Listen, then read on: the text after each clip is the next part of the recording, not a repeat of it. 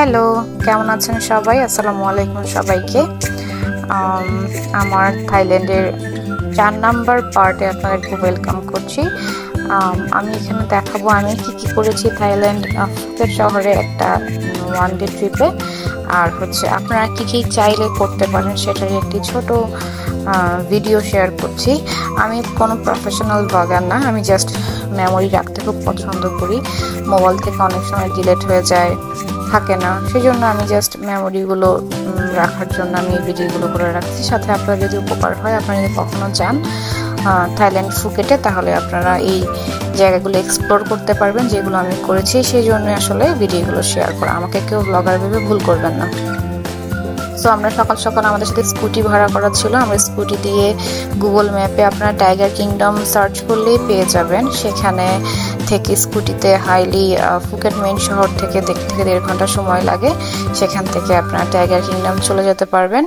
So আমি suggest করব tiger kingdom আপনারা 10টার আগে করে যাবেন, কারণ অনেক লম্বা কিউ থাকে, সেখানে অনেকক্ষণ দাঁড়িয়ে থাকার লাগে। সেজন্য বলবো একটু যদি আপনাদের প্ল্যান থাকে যে আপনারা যাবেন, তাহলে সকাল সকাল যাওয়ার ট্রাই করবেন। আমাদের প্রায় 30-40 মিনিট লম্বা একটা কিউতে দাঁড়িয়ে থাকা লেগেছে। এরপর ভিতরে গিয়ে আরেকটা লম্বা কিউ ছিল। সো এই জন্য আমি বলবো সকাল সকাল যাবেন। সো আমাদেরকে অলরেডি আমাদের নাম্বার কল করে ফেলেছে, আমরা ভেতরে যাব। ভিতরে ঢুকতেই আপনারা এখানে বড় একটা ম্যাপ পেয়ে যাবেন, যেখানে ফুল আসলে টাইগার কিংডমটাতে কোথায় কি আছে না আছে এখানে সবকিছু বলে দেওয়া আছে, এবং জায়গায় জায়গায় অনেক কশন ডিসপ্লে করা আছে আসলে কি করা যাবে কি করা যাবে না। যেহেতু এখানে সবগুলো বাঘই এই যে এখানে রয়্যাল বেঙ্গল টাইগারও আছে, তো সবগুলো বাঘই আছে এবং সবগুলি বাঘই জীবিত, এবং তাদের সাথে আপনাকে একটা খাঁচার মধ্যে ঢোকানো হবে। জিনিসটা অনেক ভয়ানক। সো যাদের এসব জিনিস ভয় লাগে, আমি সাজেস্ট করবো তাদেরকে ভেতরে না যাওয়ার জন্য। তো এটা অনেক বড় একটা এরিয়া, অনেক সাইজের বাঘ আছে, বাচ্চা ছোট বড় অনেকগুলো। এখানে একটা ওয়াশ বেসিন আছে, যেখানে আপনাকে খাঁচায় যাওয়ার আগে অবশ্যই হ্যান্ড ওয়াশ করে নিতে হবে, এবং ওদেরকে ধরে আবার এসে আপনাদের হ্যান্ডটা ক্লিন করতে হবে। আর আপনাদের সাথে যে বিলঙ্গিংসগুলো আছে ওগুলো সাথে নেওয়া যাবে না, এটার জন্য ফ্রি লকার এখানে দেওয়া আছে, আপনার জিনিসপত্র আপনি রেখে যেতে পারবেন। সো আমাদের টাইম চলে এসেছে, আমরা ভেতরে চলে গিয়েছি। আমরা বিগ যে টাইগারটা আছে ওটা সিলেক্ট করেছিলাম। ওখানে যারা ট্রেনার থাকে ওরাই আপনাকে সাজেস্ট করবে কিভাবে আপনি ভিডিও করবেন, ওরাই আপনাদেরকে ভিডিও করে দিবে, ওরাই আপনাদেরকে সব পোজগুলো শিখিয়ে দিবে।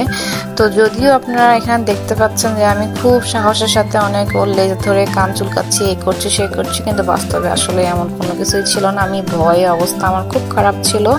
বিহাইন্ড দ্য সিনে ওরা আমাকে বলতেছিল বাঘকে জড়িয়ে ধরে ঘুমাও, বাট আমি এত বেশি ভয় পাচ্ছিলাম আসলে মানে কি বলবো, মানে প্রথম আমার 5-6 মিনিট আসলে ভয় কাটাতেই লেগে গেছে। এরপরে আমি একটু ইজি হয়েছিলাম। আর এই আমার বিহাইন্ড দ্য সিন। আসলে প্রথমে আমার কি অবস্থা হয়েছিল বাঘের সাথে সেটা আমি রেখে দিয়েছিলাম। যদিও একটু আগে দেখছিলেন আমি খুব সুন্দর করে ভিডিও করছিলাম, বাট দেখেন আমাকে, আমি তো ভয়ে পুরাই শেষ। সো ওদের ইনস্ট্রাকশন ছিল বাঘকে আসলে কোনোভাবেই আস্তে ধরা যাবে না, এতে ওদের সুড়সুড়ি হয় এবং ওরা রিয়্যাক্ট করে।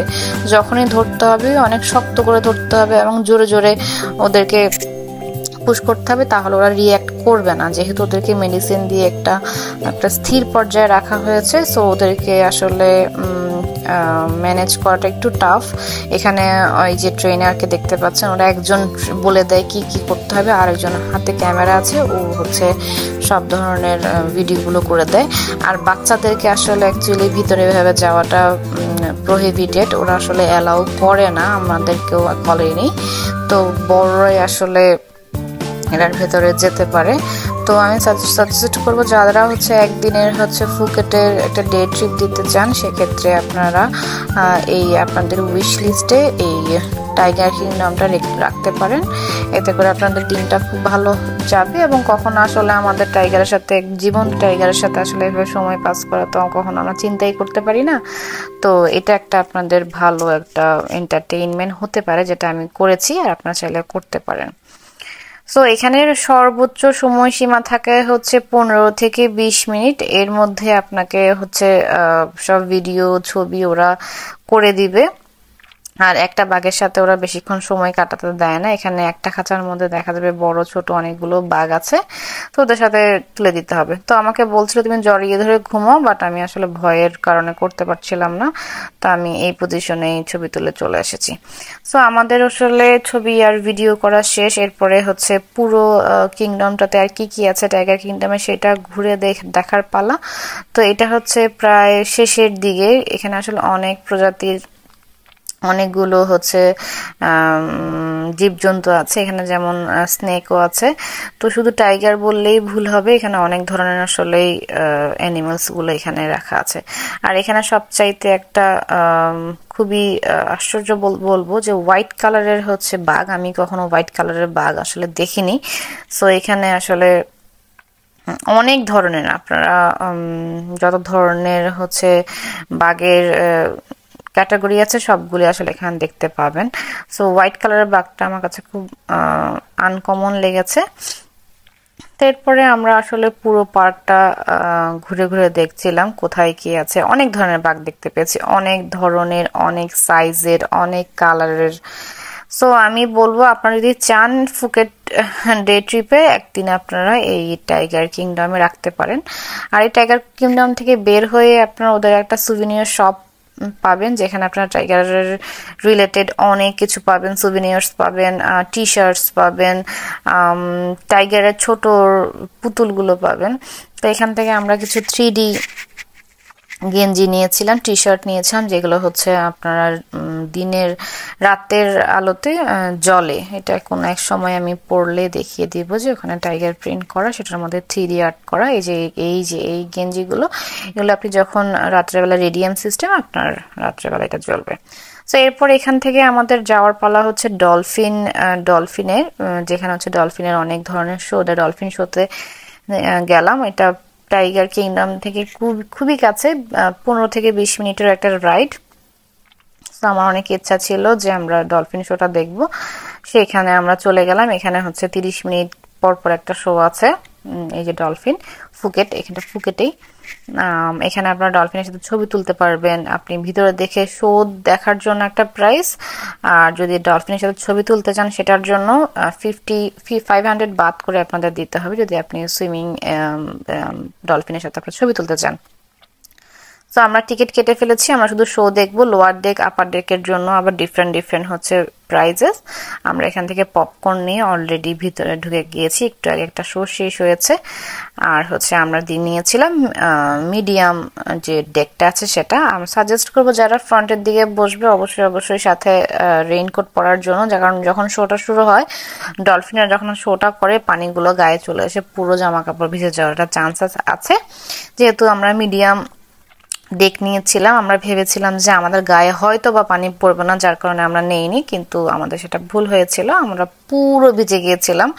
বাট সামনে যারা ছিল তারা হচ্ছে রেইনকোট নিয়েছিল, তারা হচ্ছে ভিজেনি।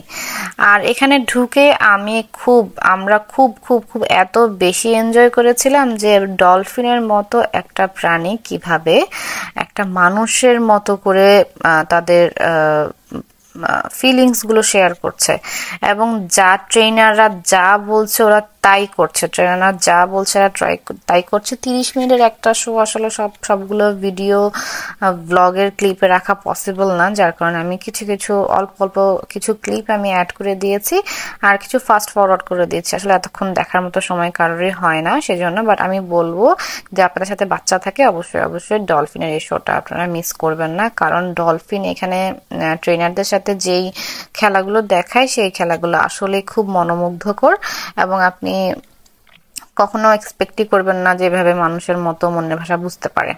এরপর এখান থেকে পাশে একটা বিচ ছিল, আমি বিচটার নাম ডেড এন্ডেই, এই ডলফিনের যে শোটা হয় যে জায়গাটা আছে সেটা শেষে একটা ডেড এন্ড, একটা বিশাল সুন্দর বিচ আছে একদম একটা, ওইখানে আমরা গিয়েছিলাম। আমার জায়গাটার নাম ঠিক মনে নেই, আপনারা গুগল করে দেখবেন। ওখানে আমরা একটা ব্রিজ আছে, ওখানে এত সুন্দর একটা বিকেল কাটিয়েছি যে কি বলবো।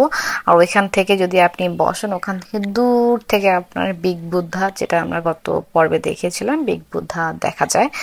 সো বাসায় চলে এসেছি আমরা হোটেল থেকে চেঞ্জ করে, রিল্যাক্স হয়ে হালকা একটু খাওয়া দাওয়া করে আমরা আবার চলে গিয়েছিলাম ফুকেটের হচ্ছে ওয়াকিং স্ট্রিটে। আজকে হচ্ছে সানডে ছিল, ওই দিন সানডে থাকার কারণে বেশ জমজমাট ছিল অ্যাজ ইউজুয়াল। ওখানে ফুকেটের তো একটাই রাতের মোস্ট অ্যাট্রাকশন হচ্ছে এই ওয়াকিং স্ট্রিট। তো যেহেতু আগামীকাল আমরা আইল্যান্ড হপিংয়ে যাব, হয়তো বা এখানে আসা হবে না, সেজন্য আজকে এখানে আসলাম। আর এখানে একটা থাইল্যান্ডি মেয়ের সাথে আমরা একটু গেম খেলছিলাম। সো আজকের ভিডিও এখান পর্যন্তই। আগামীকাল আমরা আইল্যান্ড হপিংয়ে যাব, সেই ভিডিও শেয়ার করব। আল্লাহ।